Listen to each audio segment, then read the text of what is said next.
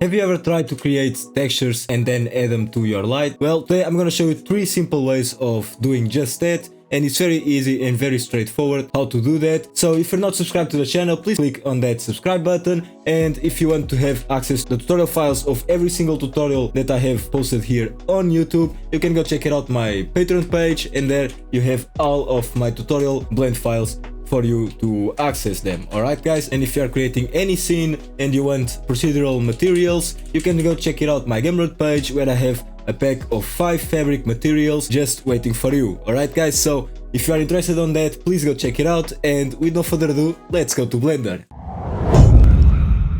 Alright guys, here we are in Blender. First thing that we are going to do is to add here, or to create here, a scene. So let's click Shift A, add here a plane. Let's just scale it a little bit with S. Okay, something like that. Alright. Now let's go over here to our world properties. Let's bring the strength to 0. We don't need any light coming from our world. We only want one light, that is our area light. Shift A, go to light and click on area. Alright, and GZ to move it upwards on the Z-axis. Let's go over here to our object data, or our light data. Change the shape to disk. This is completely optional. I just prefer more disk shape than a square. Let's change to our render view. We don't have any light, so let's bring the power a little bit up to like 100. You can change the size right over here. If you want a bigger disk, you can see over here that is changing. And now we need to add some nodes to this light. You can see that we can't even click on adding nodes with this area light selected. This is just because we are on Eevee, and I don't know if there is a way to add textures to your lights in Eevee, but I'm gonna search it, and if I found something, I'm gonna create a video and post it on my Patreon. But right now I only think that it works with cycles, so let's change to cycles. And you're gonna see that now we have much more control over our light. First of all, we can change the spread. If I go to render mode, I can change the spread to 1. This is a better way to show you the textures that we are going to use. You can see that now we have a new panel that is called nodes. If we click on use nodes, it's gonna appear over here on our shading panel an emission node. So basically right now our light is just an emission node. In the first way to add textures to your light, we're gonna create some textures by just adding an image texture. So for that, let's click Shift A, S to search, and search for an image texture. Plug the color to the color and click Ctrl T to have the mapping and the texture coordinate. If this doesn't work, you need to activate here on preference. You need to search for Node Wrangler, and it's right over here. Please activate it for these shortcuts to work. This is right now in a purple color because we don't have any texture in our image texture. I'm gonna use here this grunge fabric, so I'm gonna select it, and you can see now that we have a grunge fabric on our light. And this is literally super easy. If you want, you can change the textures to other texture, something like that, and you can see the effects.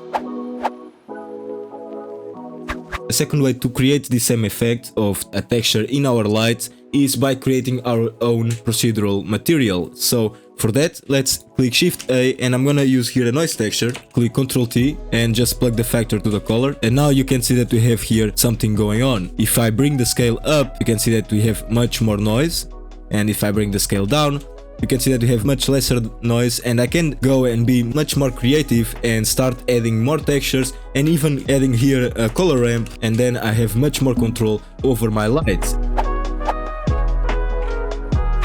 Alright, the third way to add textures to your light, it's pretty simple, but it's a little bit different. The first thing that we are going to do is to add here an image texture. So let's click Shift A, and here on image texture, let's plug the color to the color. And right now I can click Ctrl T. Instead of clicking open, we are going to create a new image texture. So let's click new. I'm gonna call it noise, just for the sake of this tutorial. And here you can change the resolution of your texture. I'm gonna use here the default one. You can see that nothing is going on because our image texture, it's black. I'm gonna show you again. If I create here a new image texture, you have here the color. If you change here to white, it's going to do the opposite of the black, and it's going to show your texture already when you are creating them. But if you want to reveal your texture manually, you can put this color in black and then reveal it manually. That's basically what we are going to do. So let's change here to our noise texture that we have already created. created, change to texture paint. Here on our texture paint, we need to choose over here our texture, so it's the noise texture. And if you click N, it's basically the tool panel for this texture paint. These two colors work exactly like in Photoshop. If you are creating a mask, the white is going to show you the mask that you are creating, the black is going to hide that mask. If I click X on my keyboard, I can switch between them. So I'm gonna use the white because I'm gonna reveal my texture. I'm gonna go over here to this texture panel and I'm gonna create a new texture. This texture is gonna call noise. To edit this displacement texture, we need to go over here to our texture panel, choose here our noise displacement, change the type to whatever you want. I'm gonna use clouds, alright? If I go over here to our render view, and don't forget to use your render view because to see the effect you need to be in cycles, alright guys? So now nothing is working. Why? First of all, we don't have anything on our texture. Click F. I can bring the scale of this brush, so let's bring it something like that. And now I'm gonna paint. If I refresh the render mode, you can see that now we have something going on, but it's not what we want. Why? Because right now this is only in view plane. We don't want the mapping in view plane. We want this in a random. And you can see that now we are having a much better effect on our texture. Refresh the render view. You can see that now we have our noise texture working on our light. Another thing that we can do, we can change this to 3D. And if I start painting again, you can see that now we have a much better effect. Let's just refresh and here it is. And now we can join every single way that I have showed you in just one material. So if I go over here to the shading panel, I can go and add here a noise texture. Let's click Ctrl Shift and your left mouse button to preview your node. Plug the vector to the vector and let's bring the scale up a little bit of distortion. And now I can mix them together. If I click on this image texture and shift and click on the noise texture, click Ctrl 0, I'm gonna mix them together. Nothing is working because we don't have our emission plugged in our light output, but now you can see that I can change between them and I can go and add a color ramp. I'm gonna bring this black to something like that. Alright, I'm gonna flip the color. Let's add here a new color ramp. Shift D on this color ramp, click on the backspace to reset my color ramp, and let's click Ctrl Shift left mouse button on this color ramp to preview this noise texture. Let's bring this down a little bit. You can see that now we have a much different effect on our light.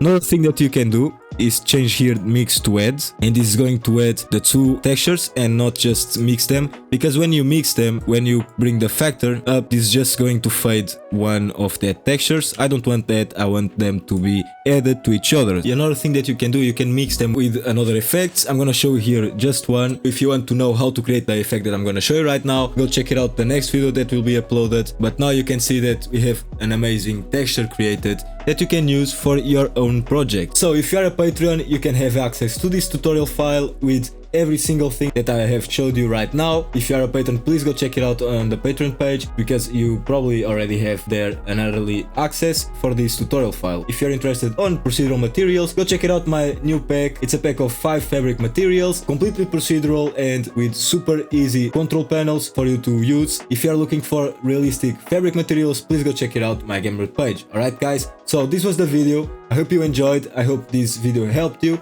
and don't forget to subscribe to the channel. And that's it guys, I see you in the next one. Bye!